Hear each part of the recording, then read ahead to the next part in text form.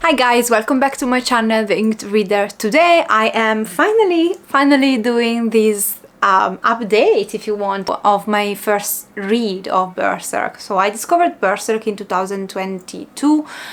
I had heard of it before, but I actually got around to buy and read it in 2022 for the first time. And so I kind of decided to do a bit of more lengthy videos on, the single arc reviews, because yes, I discuss the volumes, each volume in my wrap-ups every month, but I just wanted to kind of go into a bit more spoilery territory as well. So yeah, I'm going to discuss a bit of spoilery things, not like in details too much, but there are gonna be spoilers. So if you have not read Berserk or you're not up to the Millennium arc, but just please bear in mind. And yeah, so finally I managed to finish this, and because I'm reading the deluxe editions as they come out, just because I found the panels to be more broad, as I love the editions that leave me more space to actually engage with the drawings and so forth. So I'm waiting, and I need to catch up with them when they come out. Now I think the 12th volume has just recently come out and I've read it, so I finished now the Millennium Falcon arc, and now I will have to wait for the fantasy arc to continue in volume 13 and 14, and then, as we know, unfortunately Miura passed away, so I don't know. There's a big question mark around what was going to happen. I have read articles that they're going to continue on with the series, but we don't know. And that leads me to my only question I have for you, I guess kind of point I'm going to make. I think what I'm going to do is I'm going to read up to what we have with the fantasy arc and review that.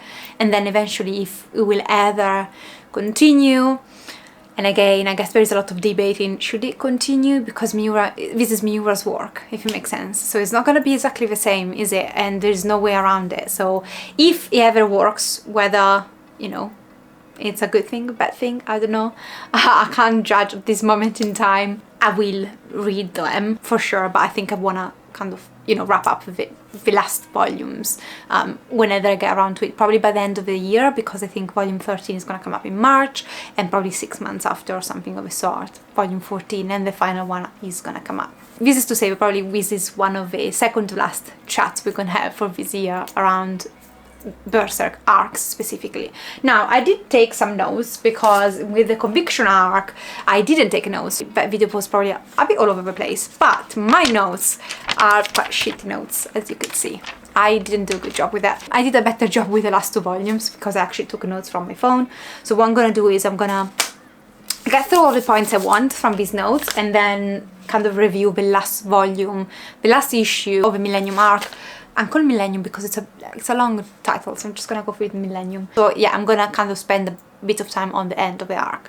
So first of all, the art, guys. Like, I think the art, as you've also commented on, many of you guys watching these, the art keeps getting better and better and better. And I feel honored and privileged to have been able to actually digest Berserk for the first time with the deluxe editions, just because, again, it gave me more space to appreciate the art and how the art developed, and now the art just reached, I guess, its peak. Still, the Fantasia arc has, a few volumes in it, so I'm gonna see, but I can't imagine this getting any better art-wise. Maybe I'm wrong, you can correct me in the comments down below, but I think the demonic fights that we have, especially in the end, the way they are, the demons that he can come up with, and his just imagination in creating these demons, the way they are so cleverly done, and every time a new one is presented to us, I'm in awe, and it's like, how did he come up with such an amazing idea? I particularly love this demon. I found that, I don't know, the lines of him, like the aesthetic of him, it's probably one of my favorite one.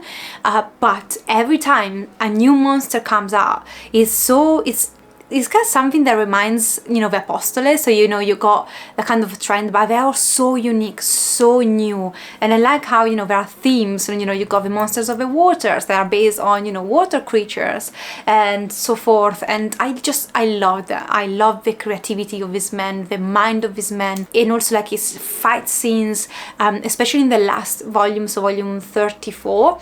And the first issue of volume 35, you've got these silent panels of fight after fight, as we had in the past in other arcs, but I kind of really appreciated them in here. He's a master of his craft. And if you want to pick up Berserk because of the plot, which you should, because Berserk is perfect all around, but even if it's just for the art, it's worth your time. Like, even if it's not for anything else, you should pick this up for the art if you are adult and you can put up with, you know, violence, basically, because Berserk is very violent, let's admit it. And I think this leads me maybe to the other point which I have, is one complaint I had is that every single creature in this bloody world was a rapist, like was raping women. And I'm still something that's the only probably thing that bugs me a tiny bit.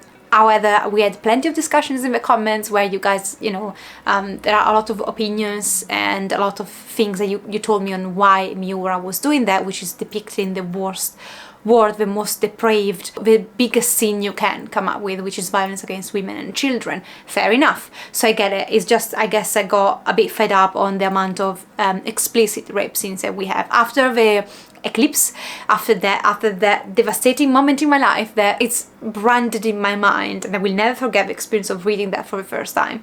So after reading that, by the way, I heard from people that have read it again recently, and it's still atrocious and still horrible to go through the experience as it was the first time for them. So yeah, it's gonna be interesting upon reread what I think. Considering that I just, in the conviction arc and then onwards, kind of had a bit of a grudge against how many times we are shown violent rapes. And with something else that must be said, like, Miura shows you violent rape of women, but wouldn't show you necessarily fully that I can remember of children or men.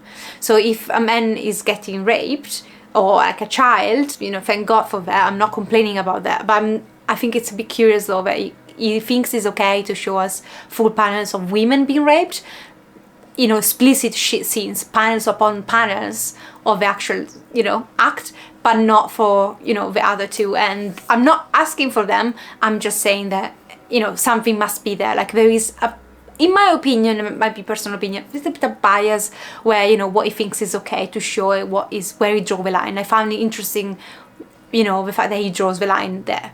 And fair enough, this is just, you know, an opinion, just to put it out there. Said that, in this arc, I think I got a bit more answers to why there might be, and I might have gotten this wrong, so please correct me, because again, I'm reading this very fast because just I keep reading, so I'm not grasping fully everything that's in it. But my understanding is that women produce demons, so if you wanna have more demons, you need to use the women to do that. So that's why probably the amount of rape that there is toward women, because they produce, you know, give birth to the demons. That is one reason why it's in there. But again, maybe I'm wrong, correct me. But if it's the case, I'm not justifying and say, oh yeah, then show us more, but I'm just saying I understand the reasons why he chose it. And again, understanding doesn't mean approving or liking, if it makes sense. So, but I understand why he did basically, if that's the reason. This arc was also way more mystic than the others. We get a lot of more magic and, you know, a lot of introspection in a lot of the magic side of the world, and a lot of the comments you guys left below, it's about, you know, how for me it's very difficult, sorry, to come up with the English word for it, but basically there are some characters that follow a path that it's pre-established for them, while Guts is out of that. So Guts doesn't have to, you know, fit in a pattern or do what destiny has chosen for him. He is an incognito in all of these. So I'm starting to understand the threads, and with the final volume of this I understood what you guys said about Griffith having to follow this path and how he's not able to choose his own action. He has to kind of follow his fate. So I understood all of that more, I grasped a bit more of these. I also really loved how now finally we can see why Berserk is called Berserk in a sense, and now his new armor. I was in love with the new armor, and I really also loved how we see a Guts that's more mature, that his introspection that started in the conviction arc, which I discussed in that video. I'll link all this, you know, the other discussion below. I kind of starting to realize how Guts now in the conviction arc realizes one of his faults, you know, of abandoning weather becomes too difficult to handle, and now he decides to go back and actually taking care of it. So I really love how mature he is and how more kind and more open to kindness you know, from others he is. Really love the aspect of his. I am both very worried about Guts, and I think one theme of this arc was seeing him getting more injured and more tired by the time goes by, and that was very hard on me, because I just, you know, when you got that feeling when you're watching a movie or something and you see like, oh, you know, this character is getting tired, he's getting wounded, he's gonna start, you know, popping out wisdom sentences here and there, he's gonna die. And I had a bit of that vibe. I really hope I'm wrong. I mean, I guess I'm wrong, because again, Berserk is not finished, but I kind of had that feeling throughout this arc, so I'm really glad that didn't happen. And actually, Guts isn't part of a big ending of the Millennium arc, which was surprising again. So yeah, got a bit worried about him. I mentioned this already, you know, how I love Miura taking time with the character and characterization, and you know how he feels very true to life, if you want, the fact that it takes years, months, decades for people to change and, you know, becoming the new version of themselves, either for the bad or for the better. I am getting a bit fed up though with Casca being mindless, kind of this, you know, non-speaking entity that is just causing trouble or whether, like, I just wish that this is gonna come to a conclusion at this point after 2 arcs of having her like that. It's getting on my nerves a bit. And I really liked how at one point there is someone, I don't remember exactly who it was, Casca was just giving the evil eye to Guts for the 1,000 times after he keeps saving her, and someone told her, just fucking snap out of that, you know, he keeps saving you, just stop being this bitch, basically. Now, of course, I understand Casca, I understand the trauma that Casca went through, and also understand that Casca sees in Guts darkness, the berserk inside him, and she's afraid, she's distant, she is not trusting him because she can see that darkness. So I understand all of that. I just know that there is an irrational part of me seeing her always getting in more trouble and always treating Guts horribly after he saves her, that wants me to just say, yeah, snap out of it, girl. But that is irrational. Like, there is the professional psychologist in me that do get her. There is just Eva that is just getting a bit annoyed with her. I'm curious to know what happens. You know, this darkness inside Guts is there, and I guess my frustration also comes with the fact that she's unable to distinguish that there is this battle inside him. So, you know, I understand that Casca might be afraid of that darkness, and why she might be afraid, fair enough. She went through the most horrifying, sorry, there is like a, I think, fucking fly. It's like -5 outside.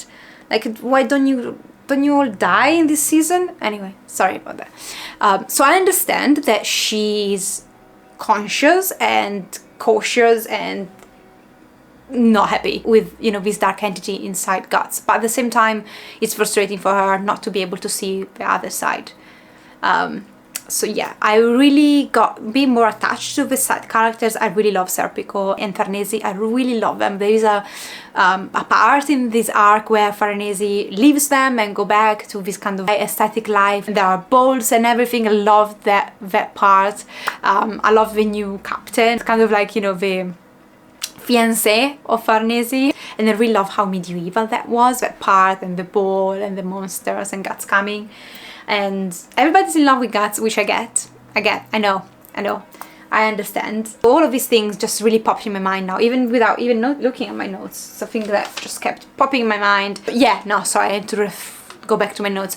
This word of activation, this thing here, how cool is that? Like, I was like, I shouted when I saw this. I was downstairs reading on the sofa and I just literally shouted, because that's the coolest sword I've ever seen in my whole life. So bloody cool. And I also appreciate other side characters. So for example, the witch and even the little boy. I can never remember their names. That's how bad I am with names. And I've read about them for thousands of pages now. Anyway, so I kind of see him as the new Guts, and that's why I'm a bit concerned about Guts eventually dying, if it makes sense. But I'm wrong. I know I'm wrong. I can't be right. And The Witch, I really like how she kind of provides that element I was complaining about Casca, the element of understanding that Guts inherently is a good guy, that inherently, you know, Guts has done so much for all of them and sacrificed so much and keeps getting injured in order to defend Casca and the others.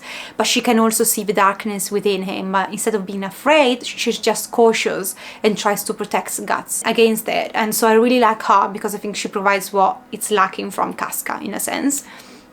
Shrek? Pretty sure it's not Shrek. Pretty sure that's wrong. Anyway, really liked her, so I kind of grew more attached to the side characters as well. Before I go into the big final scene, two couples I kind of want to see happening. Is it bad that I ship the princess with Griffith? Although I definitely took way more distance between me and Griffith. I wasn't like, I kind of, you know, I was in a lot of pain after the Golden Age arc, and then in the Conviction arc, I think because we have so little of Griffith, I could just, you know, keep my distance from him. But I'm still wanting him to not die and redeem himself somehow, which is impossible.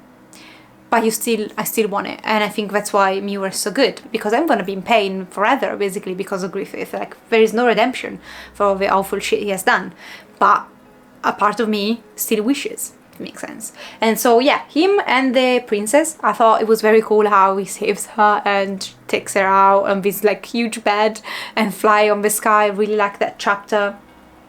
Really like how mystic the whole Sultan plot was, and how he becomes this kind of apostle that has no conscience, and so doesn't know what he's doing and is lost and alone.